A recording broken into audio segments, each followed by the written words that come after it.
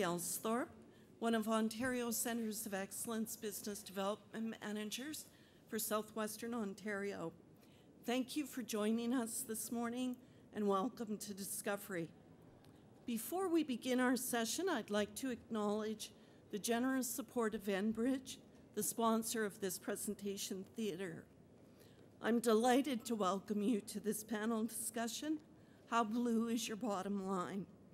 We're actually getting a bit of a preview this morning of a new water course developed by the Centre for Environment at the University of Toronto, which will be launched this fall. Today, this session will discuss how wiser water and environment decisions connect the dots for building smarter economies in smarter cities, and we'll explore how communities and businesses are addressing their bottom lines to make water a priority. To guide us through this discussion is Kerry Freek. Kerry is the editor of Water Canada. She's an active member of the University of Toronto's Water Finance Committee and the Canadian Water Summit's Advisory Committee. She's also participated in press tours to the Netherlands, Israel, Denmark, and Sweden. And you can find her tweeting quite frequently at Canadian Water. Welcome, Kerry, and thanks for joining us this morning. You won't find me frequently tweeting from here. I was told to turn off my phone because it would be interference with the microphones. We have a good panel here for you today. I'd just like to briefly introduce them, and then they can each go through for about 5 minutes and express their perspectives on this topic. So to my immediate right, we have Chris Rickett from TRCA. He's the Senior Project Manager at TRCA and leads the implementation of Partners in Project Green, which is a partnership between the Greater Toronto Airports Authority, the region of Peel, the cities of Toronto, Brampton, and Mississauga, and it aims to create North America's largest eco-business zone on over 12,000 hectares surrounding the Toronto Pearson Airport. Welcome to Chris. To Chris's right, we have Alex Keane, President and CEO of ALTECH Group. Alex has worked for government, industry, and in consulting, where his experience positions him as an expert on environmental affairs, management techniques, and environmental auditing. He's a key player in the development and refinement of a number of environmental science and engineering technology development projects. Welcome to Alex. And at our far right, we have Stephen Renzetti. He's a professor. Good morning, ladies and gentlemen of Good morning. OCE Discovery 2012. Your theaters are about to begin, so please make your way to the theaters on the trade show floor. Have a great day. Sounds like some people are behind. Some people might be a little behind, yeah. We're ahead of the game. Stephen is a professor at Brock University in the Department of Economics. He recently served on the International Joint Commission Lake Ontario St. Lawrence River Study Board, as well as the World Bank, and he is the Associate Editor of Water Resources Research. Thanks for being with us, everyone, today. So maybe we'll start with Chris, and Chris, you can offer your perspective from the lead on Partners in Project Green. Perfect. As mentioned, I work with the Toronto Region Conservation Authority, so we're a watershed-based organization that has been in the water management business for over 60 years. And while people traditionally see us more as a regulatory agency and people that really run natural areas, our really founding is really came down to a key of that founding is that we were really created to help protect Ontario's agricultural economy in the 1940s. So making sure that valuable farmland wasn't washed away through erosion, making sure our natural heritage system was protected, and of course protecting property from flooding. So we really have that protection of the economy as kind of our roots, but it often gets overlooked in our regulatory role currently. And of course, today we continue that work, but we have a whole new set of challenges around urban water quality and protecting our urban economy. So getting into things like source water protection and making sure we have clean sources of potable water in our urban areas, so all of us have something to drink every day, but also our manufacturers and our food processors can make the products that we buy and enjoy every day. and also dealing with the challenges around water conservation, and of course dealing with things like stormwater, which is probably the biggest impact from a water pollution standpoint in our urban water systems. And so we play a big role there on trying to, A, move the regulatory environment so we can start to internalize those costs around stormwater pollution and the impacts on our water systems, but also trying to push the market from a technology standpoint and working with technology providers that can help address those stormwater impacts by encouraging low-impact development and things that try to restore the natural hydrological cycle. Specifically, I spend a lot of time working with the industrial community around water conservation, and what we see there is really companies working to, what we really do is facilitate companies working together on innovation and sharing conservation technologies and approaches in their operations, connecting them to resources so they can drive conservation in their operations, but also helping some bigger companies really start to develop watershed-based strategies. So we're starting to see a lot of food processors that really get the perspective of the costing of water isn't what they actually pay for it, but the value is actually what they sell it for. So they understand that connection between the success of their business and the need for access to potable water. So we're starting to work with a lot of those bigger operators on broader watershed strategies that go beyond the plant and start to focus on addressing those broader issues that impact their business, but also our communities. Okay, thanks, Chris. Alex? Thanks, Kerry. My name is Alex Keane, as Kerry indicated. I guess I'm representing private business here. Our company does consulting, as well as we're a technology provider and applicator. Our main business is in the area of industry, but we generally provide environmental solutions in the area of water. And from our perspective, it's always driven from an economic point of view. In the past, we know that water has been underpriced. It's relatively cheap. It's also very easy. All you have to do is turn on a tap and you get as much water as you need, and you don't really think about it. So in our business, it's quite a challenge to talk with the industry and show them different creative ways to use water and also be cost effective. Because most people, not just industry, but even the residential community, just probably hasn't thought enough about it. Although recently, in the last few years, water has been increasing in price quietly and without a lot of fanfare. Most municipalities in Ontario have increased their water rates 7 to 9% for the last 4 years, which is starting to creep up there. At the same time, some of the cities have been a little stronger on enforcement of their bylaws. They've had higher surcharges. So now the cost of water is starting to increase, and we're in a position to provide some more creative solutions to industry. And they're listening. Where they didn't have to think about it before, when the cost of water is starting to be noticed by them, now they'll listen some more. One of the areas, the first thing we need to do is break down how water is used in the facility, understanding that water has a job to do. It's a utility, it's a resource. It doesn't have to be potable drinking water at all times for use. Mm-hmm. What changes can be made to just work with water better? A very quick example would be a snack food company where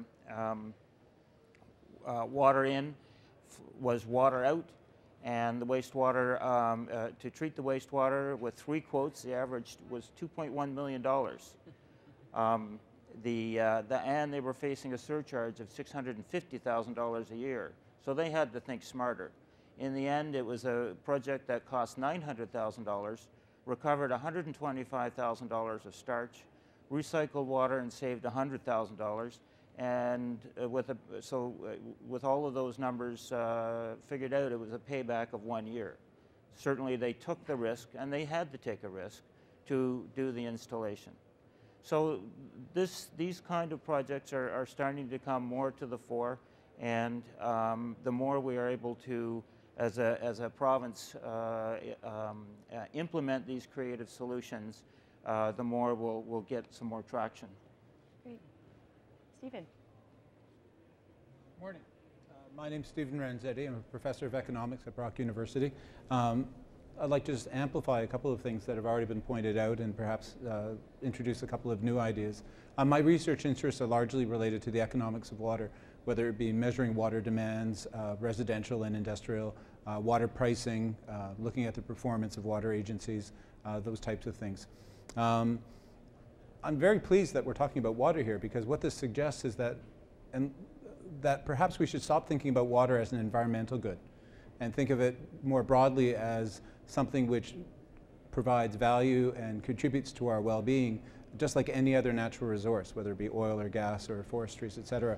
And think about water as an input to production processes. Think about water as something that contributes to our GDP growth, something that contributes to providing us with international competitive advantages.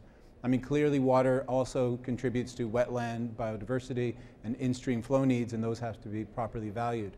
And the next point I would make, in addition to thinking about water now as a form of natural capital, along with all the human-made capital that we have, is that if we're going to think about water as an asset whose value is to be maximized, we need to know who uses it, how they use it, and what values they derive from that use. And in that regard, we're flying blind. Canada has a remarkably thin, inadequate knowledge base with respect to who uses its water, how they're used, and what values are derived from it. Historically, we've thought that the biggest values stem from giving water perhaps to farmers or industry, and that is perhaps now suspect. Some of the research that we've been doing recently shows. Where an enormous amount of value comes from, surprisingly, are providing water to rehabilitate wetlands and that type of place, given the growing demands for carbon sequestration that boreal forests can provide, or that recreational opportunities provide. And so a fundamental, in addition to changing the way we think about water, is really, I think, putting more emphasis on how we value water. Everything from the mundane of the recycling decisions up through the more esoteric, what value do we derive by canoeing through a pristine forest. Once we've got that fundamental data, then we can start making better decisions with respect to, do we put $500 million into the Great Lakes or into Lake Simcoe or into Lake Winnipeg, or do we put it into hospitals or roads? Those are the hard decisions that governments have to make, and they're getting harder every day. If you don't have the value information, you simply can't make good decisions. The other thing that the value information can give you from a business point of view is now you need to also think about water as a risk factor. To what extent does using water expose your firm to risks?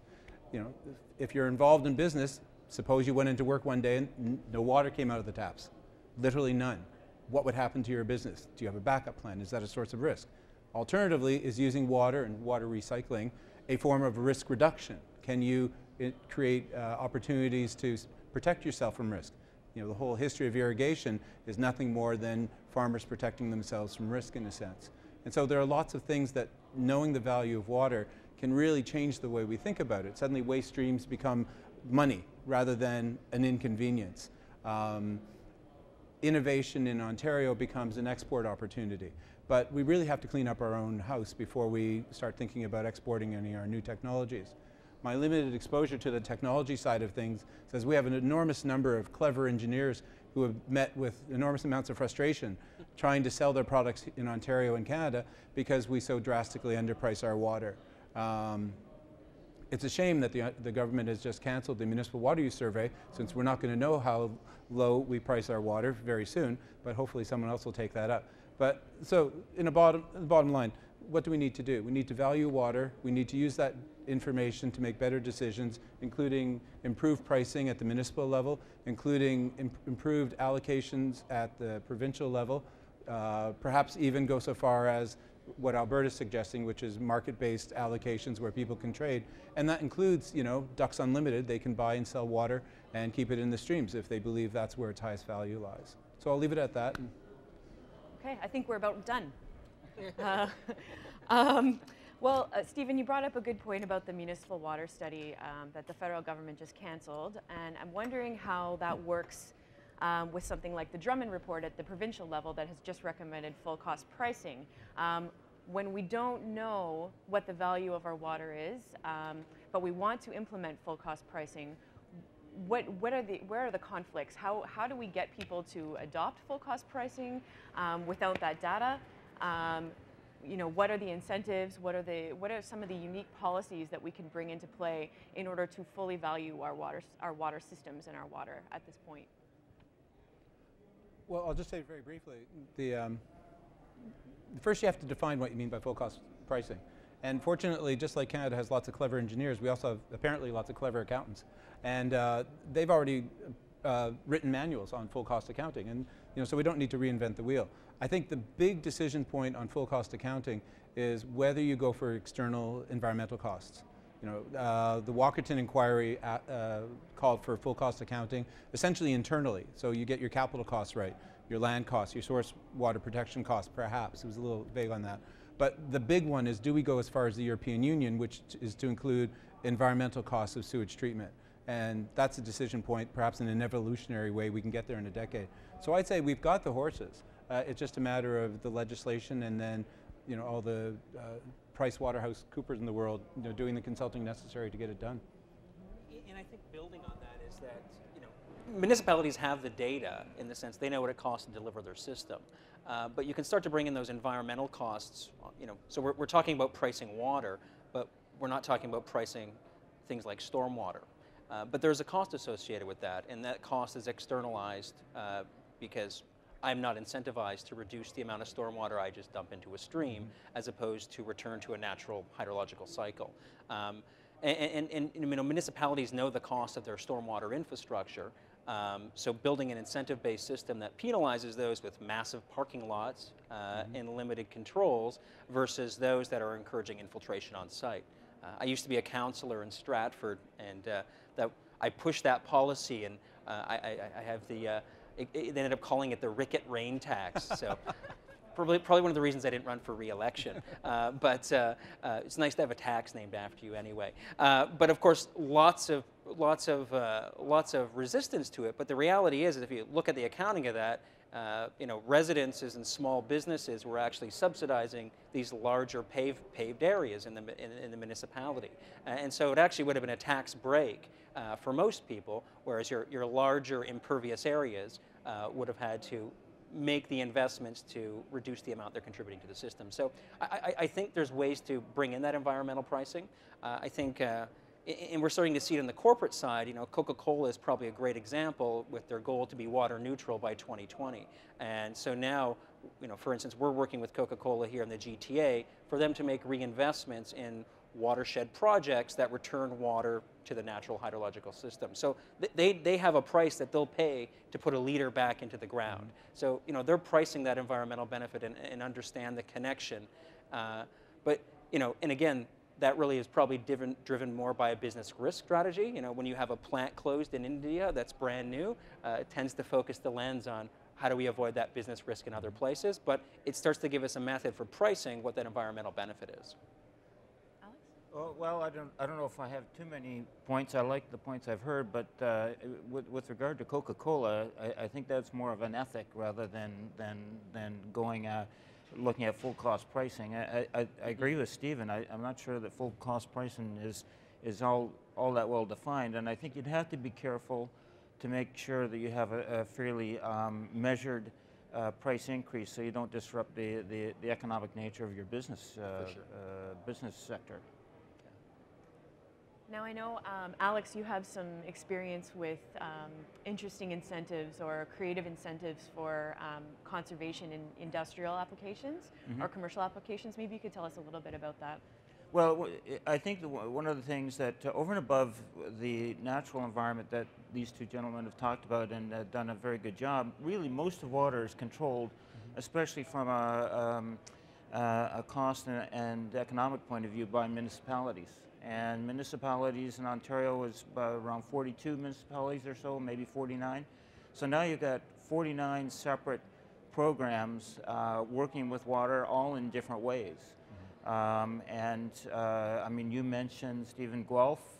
Peel's got some interesting programs, and City of Toronto has probably some of the more aggressive programs, but they're all different, which makes for very difficult consistency. But in the City of Toronto, where many decisions are business decisions, the City of Toronto has structured its water rates in a way that a few years ago all companies had to pay the general water rate, which meant that you wouldn't get your normal 30% discount if you're a volume buyer. Now everyone has to pay full cost for water, including the food companies. And but to apply for the industrial water rate, you had to file a water conservation program.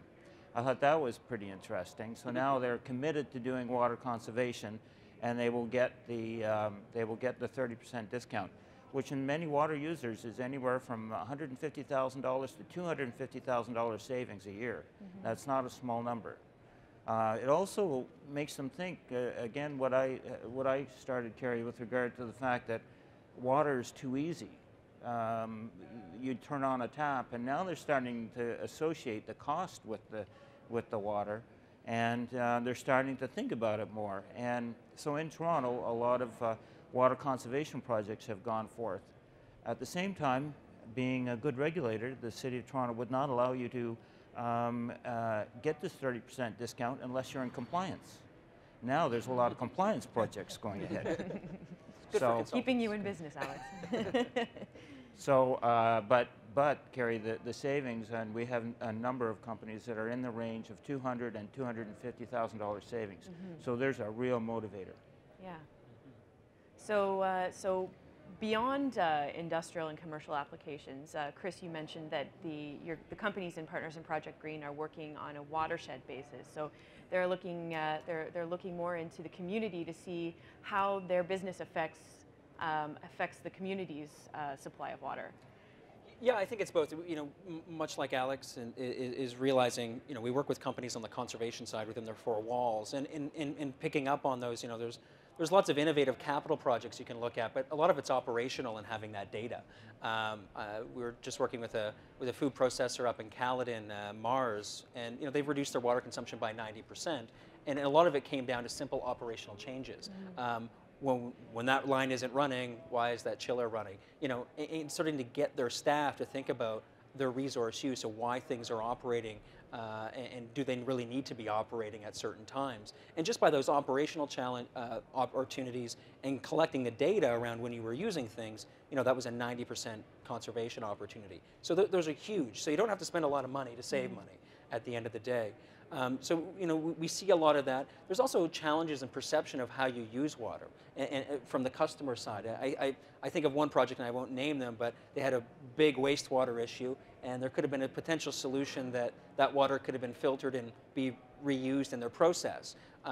However, the optics of selling that reused water to a consumer for that product, you know, wasn't something they were going to put their reputation on the line for. So, you know, I think there's a lot of technology solutions, but is the market ready from a consumer standpoint to accept a lot of those technologies? And when you associate your product with pristine lakes in Northern Ontario, as opposed to the water you're pulling from Lake Ontario, it's, you know, you have to protect that image, I guess. And then on the broader side, of course, you know, when we talk about the economics of water in the sense that, you know, I think it was a study done by Bloom that said, you know, food processors' water consumption is increasing, you know, doubling every 8 years, and the price of water is doubling every 6 years. So, you know, there's a big incentive to make those investments. And then, you know, what we're seeing from those larger food processors, we're working with Unilever and Molson and Coke right now on this concept of a water leaders consortium where they'll not only collaborate on water conservation within their four walls, but also collaborate on broader watershed issues. So looking at what are those threats to our watersheds and the regions that we're operating in, and how do we work with government to push the bar, both on a conservation standpoint, so how do we get municipalities to go beyond building code, for instance? You know, because the reality is, you know, a lot of conservation realized in the residential side has been the result of building code changes as opposed to people actually changing their behaviors. Or how do we push the regulatory environment when it comes to stormwater treatment and these types of things? So it's great to see these large food processors who understand the connection between their bottom line and their business risk associated with water, trying to push the agenda to make those investments and encourage our municipalities to bring in that full cost accounting and those types of solutions. Well, I know there's a lot of interesting tools coming out to help businesses assess the risk on a larger basis like that. WWF has the water risk filter that they just released. We've got the carbon disclosure projects, water disclosure project, and the Alliance for Water Stewardship is working on an international standard for water stewardship that would be applied to big users of water, for instance. One of the main components is to involve the broader watershed in your business decisions. So, I mean, how do businesses go about that? Well, that's where they really engage in organizational, that's an interesting piece because Coca-Cola, of course, we're working within the GTA, and they kind of complain that there isn't other watershed organizations in their other jurisdictions, because it makes their job much easier because we already have those connections with the community, right, with the municipality, so we can be that interface for them. So, but I think Coca-Cola is a good example in the sense that they've done watershed assessments in every place that they operate to understand those risks and understand the things they need to be focusing on and the dialogue that they need to have with their regulators in those jurisdictions, but also the community. Mm-hmm. And so, I think that leap's starting to be made, and with us, Alex said it on a session we did with Molson where we actually brought community representatives and other companies into Molson to have that broader dialogue around the impact Molson had within its watershed and the investments that it could make into community projects around its plant from a watershed standpoint. So, we're starting to see that dialogue happening and the companies understanding their impact within that watershed, and that they can make investments and work with their neighbors on improving those opportunities. Yeah. Any comments from? Yeah, it's just an important point that, I mean, with both the federal and provincial governments all facing budget crunches and to a certain degree quitting the field, I think the future, at least in the medium term, is in this citizen-based governance. You look at something like the Fraser Basin Council on the West Coast, or Alberta's innovative river councils, or the long history of the conservation authorities, local scale, bringing stakeholders together, where the emphasis is on creativity rather than opposition, exploration and problem solving, and I think the governments may find themselves essentially trying to facilitate these things rather than regulate. And it's exciting because I really find it here, the examples of corporate governance merging with NGOs, merging with First Nations groups, and at these very local levels. I think it's a very valuable model that we should work on and see what works and what doesn't work. Yeah. I don't know, I think a lot of the, I appreciate the fact that that a lot of the coalitions are coming together, but it's maybe a little bit too early and also voluntary. And it's not consistent. Yes, for sure. But at the same time, what is changing, Chris, is the environmental sustainability objectives of some of the major corporations. As you mentioned, Coke, I'm trying to remember what it was a few years ago, but anyway, right now, especially with regard to consumer products, there's a drive towards corporate sustainability. Now, if that can work, you're probably one of the first examples of that happening. If that could work on a North American scale, that would be quite interesting. And I think it's important, it's definitely early, but you need those first movers to lead by example and to push the market. A Walmart doing a supplier scorecard, really started to change the industry and how they approach packaging. But there's a bigger discussion, especially in these food processing pieces, is that Unilever estimates about 5% of their water use is actually from the production of their product, but the majority of it is actually in the agricultural side. So that's really where you need to start to push things, is going, okay, well, how do we conserve water on the agricultural side, and how do we get these large corporations working with their suppliers to adopt more sustainable agricultural practices? And so I think that's a big area that has to be stepped into, but definitely it's still early days on moving in that direction. But realizing that production is just a small piece at the end of the day. It's how the product's used and how the product's created.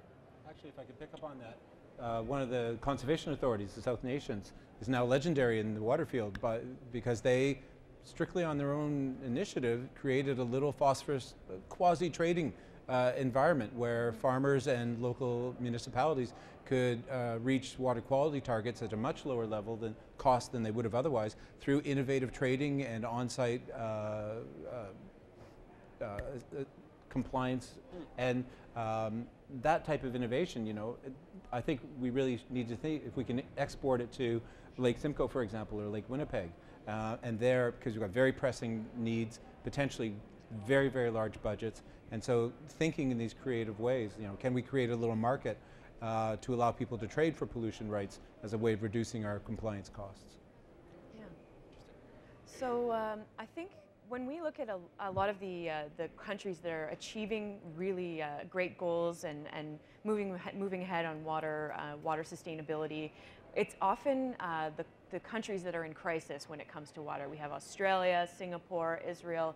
I could go on. And a lot of those times, especially in Singapore, the whole country is behind the water movement, and you can really sense in the young people, in the corporations, in the government, that everybody is behind this water movement.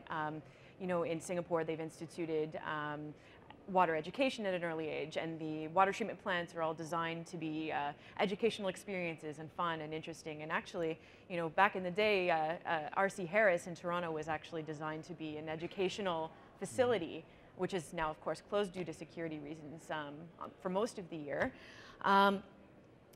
Alex, you mentioned that water compliance and sustainability is often too voluntary, and that water is also too easy. So if we're not in crisis and we haven't applied full cost pricing and our regulation is moving too slowly, where is this citizen-led governance and this this business-led impetus coming from? Where, you know, how do we move that along? Who's the leader, and how do we find the leaders? Well, I think that's you know, when you're talking about Singapore and some of the other countries, you're talking about countries that have a water crisis. Mm-hmm. And so everybody can get behind a crisis. We don't have a crisis here, although you could argue, many municipalities could argue that we have a crisis in infrastructure renewal. Yep. Which is a fairly straightforward economic problem. But in terms of pushing the envelope in terms of being more creative with water, it's going to take a whole host of different changes, from consistent policies across the board, and I'll suggest again municipal policies, because 90% of the water that everyone uses, whether it's residential, commercial, or industrial, is coming from a municipality in one form or another. So they're really controlling the programs, the charges, and where they spend their money. Mm-hmm. And it's going to come from guys like these guys, particularly, you know, Coke is not the only one doing this. I'm trying to think of who are some of the other corporate entities out there, Chris, that are trying to drive sustainability. You know, the Walmarts. Well, yeah, and you know, I think PepsiCo, you know, Unilever, yeah. you know, so RBC are all really pushing that water agenda. agenda. You know what that is? They're following each other. Now it's competitive advantage. Now you're getting a bit of an inertia going. Yep. And we just got to keep that inertia going. So, Chris, I'd give you a question to ask Coke Canada. Coke Canada, what are you doing in transferring this knowledge down to corporate in Atlanta? For sure, and I think that's something that Coca-Cola does, because any funding for these projects has to go through Atlanta at the end of the day. But I think every watershed that Coke operates in is definitely has its own unique challenges. And so, you know, the GTA isn't necessarily one of their big risk areas, but it's a big production area. So you do make investments there. So, you know, I think the lessons they learn, you know, are things they definitely share internally, whether it be on a production side or a broader watershed strategy. But that's a role that we see ourselves playing as a watershed-based organization, is bringing together these corporate leaders who want to lead and getting them to share best practices and how they drive sustainable water strategy into their organizations with each other, so we can move the bar together. You know, you'll never live long enough to make all the mistakes yourself, so, you know, let's get everybody in the room and push the bar together. So I'm going to take this opportunity to see if anybody has questions. Does anybody have any questions? How are we doing for time? Lots of time. 10 minutes? Okay. Anthony.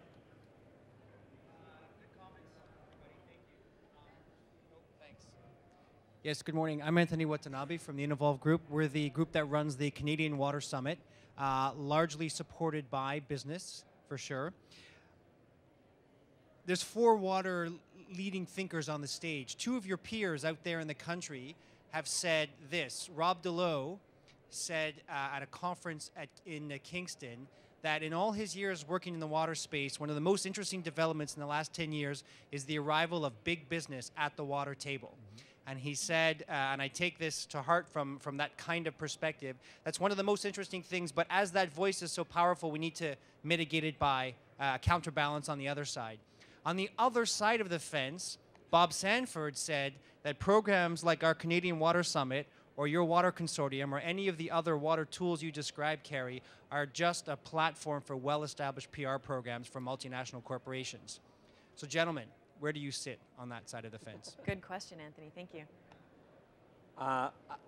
I go with the first comment.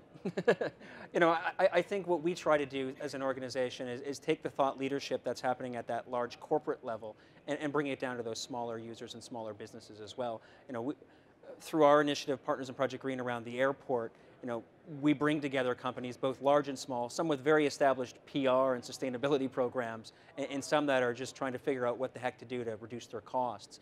And that knowledge transfer between companies is really what starts to move the bar. So, you know, we see that happen every day, and it really takes those companies in a leadership position to share those resources, and sometimes with their competitors to help move the market. In fact, right after this, I have to go to another speaking engagement where we have Lang Transportation, a small trucking company, and Sears sharing their best practices with a room full of trucking companies. And again, you know, we have. It's all about sharing those best practices and moving the market. You know, small owner-operated, large corporate company, but all working together to push the message and push the industry. Yeah, and I think you know, a benefit of improving your supply chain is being able to announce that to your customers.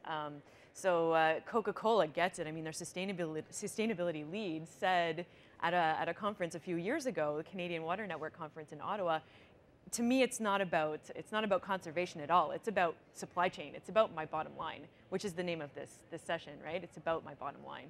And it's always good to have a good PR team because they'll get ahead of the operational folks and make pronouncements like, we'll be water neutral by 2020. And they're going to be held accountable because they've come out and publicly said that. So, you know, once they've said it, you know, you can't take it back. So now the operational folks have to figure out how the heck are we going to do that? Yeah. Any further comments from Alex and Stephen answering Anthony's question? Well, I guess I'd just point out two things. One, you know, if you look at examples like South Africa, where the corporate sector played a very, I think, positive role in the national scale of the reforms of their water legislation. An enormous source of information and knowledge, specifically on the technology side.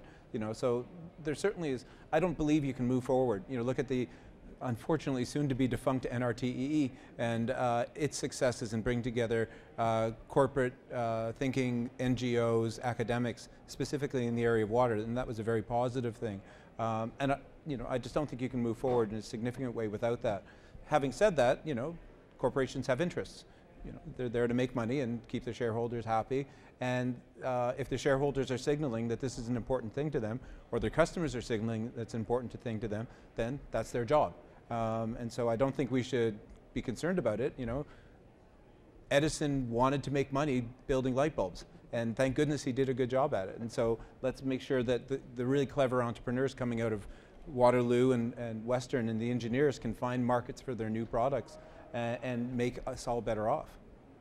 Alex? I'm going to take a smaller, more demonstrated approach, and that is I think you were asking about or saying that this is a PR move, some of these announcements. I'll go from the implementation point of view. The companies that are actually spending $500,000 to $2 million installing and being leaders in actually investing in making changes, whether it's new technology or whatever, and that's happening. There's two things to that. First of all, it has to be well substantiated from a return on capital, but it's also big risk. So I take my hat off to every one of those companies that are doing these installations because they're taking quite a significant business risk. And that has to happen more as a leadership role. Yeah, it's not always the big companies making the big changes. Any other questions? Yes?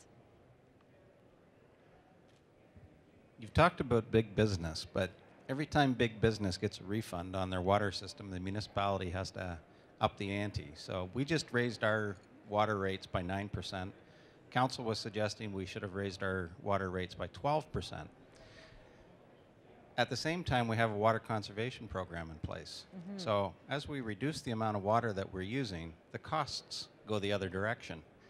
And I worked with a lot of food companies for about 10, 12 years doing the pre-treatment, which was great for the companies, but not so great for the municipality, because the municipality had to ramp up to address that worst case scenario. So it was costing the municipality more every year as the revenues were going down because the corporations were addressing their bottom line. Municipalities don't have the same flexibility. And compliance is becoming more and more of an issue every year as Walkerton and the policies around Walkerton ramp up.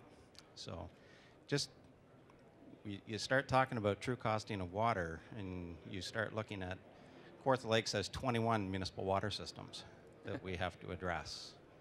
Muskoka has 19, and there's not enough population to support those systems. Yeah. Across the board. So I think that's a great question, the conservation versus cost. Maybe, Stephen, you have something to say about that.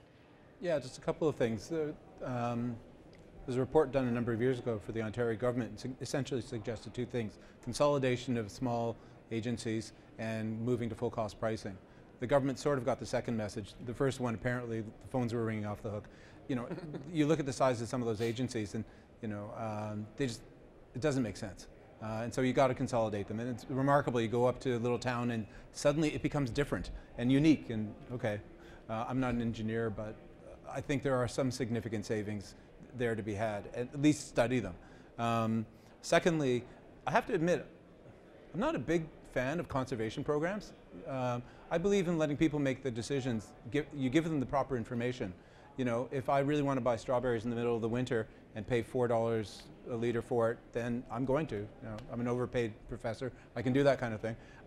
And so too with water. So I think the key thing is informing all consumers, whether they be large corporations, law firms, or households. Here's exactly what it costs to use your water. You know, think of your cell phone rates, how complicated they are. Well, that's partly, you know, business strategies, but we could do that with water. We could tailor rates in a much more clever fashion. Seasonal differentiation, time of use pricing, differentiate differences between fixed fees and variable rates. All of these things can be done. You have the databases. It should be done and make it a much more consumer-centered operation to not tell people to stop using your product, but rather use as much as you can given the prices that you're facing, I would argue. Yeah, I think there was a good argument there on the conservation side and the incentives. You know, it's how many firms I've worked with where they've just done the project and then you go in and, oh, you could have got some incentive dollars for that. And it's like, oh, really? Can we apply retroactively? So, you know, there's a lot of projects happening without those incentive dollars, whether they be on the water side or the electricity side, because the strict business case of making that upgrade versus, you know, what I'm paying for my inputs, it just makes sense. So, you know, there is a question there of, you know, do a lot of these incentive programs really, do we really need them? And I think that's a fair question to ask.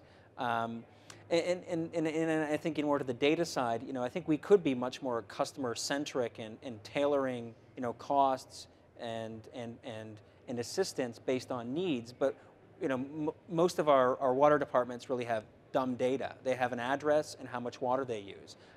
You know, and what we did around the airport is we took that data and then we took all the business data so we could actually start to break down which sectors were using the most water. And as an aggregate, it was actually the transportation sector that was using the most water, which, you know, Peel Water and Toronto Water had never thought about that. One is because there were so many transportation firms, but, you know, you start to go ask those questions, why are you using so much water? Well, there's lots of cold storage, but we wash a lot of trucks. Yeah. And, you know, you never think about that, but that's straight potable water, you know, and it doesn't have to be that way. But since you don't have good data, you can't start to dig into those opportunities and be a lot more smart about how you service those customers. Well, I think also part of the question for municipalities is where are my priorities? What are my costs? Where are my priorities? And water conservation plans will reduce for municipalities that have the objective to not build capital facilities. We know that, that the water conservation plans will help there. But every municipality has a different perspective. You're from where, sir? Kawartha Lakes? There's, I know in the town of Leamington, very small town, the water Department of Water actually supplies thousands of acres of greenhouse. And they've implemented, because of that particular situation, a time of use charge on their water. So during the day, the greenhouses will pay a considerable extra fee for the water, because that's when they come into work and when they go home and they're fertilizing through that day. And at night, they've discounted the water. So now that's what they're doing, is they're balancing out their rates. They're getting the same revenue. In the City of Toronto, I read a report a couple weeks ago. They discounted the water rate 30%. They had a lot of people apply to it, but they've been increasing the water rate. And as of this year, their revenue is at the point where it would have been if everything had stayed the same. Mm-hmm. So it's really a matter of creative, careful economic forecasting, and that'll get you there.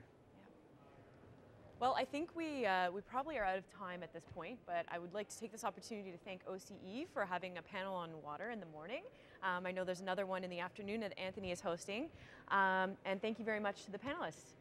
Thank you.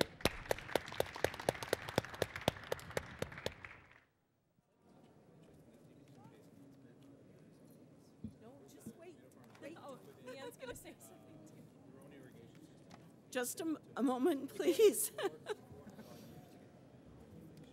It's my chance to thank the panelists, Alex Keene, Stephen Renzetti, and Chris Rickett, especially our moderator, Kerry Freek, for all allowing us to think about what has to be done in order to make the kind of sustainable future that we know we need. I'd like to share a paraphrase quote with you from a book that I read last year called The Big Thirst. And the quote is, "It's not that we take water for granted, it's we don't even think about it enough to take it for granted." And this panel has allowed us to see that there are groups, there are people thinking about the importance of water and what needs to be done. So hopefully we're in good hands. Thank you. In 15 minutes, the next panel session, Why Where Matters, about geopositioning will take place here in this theater. Thank you.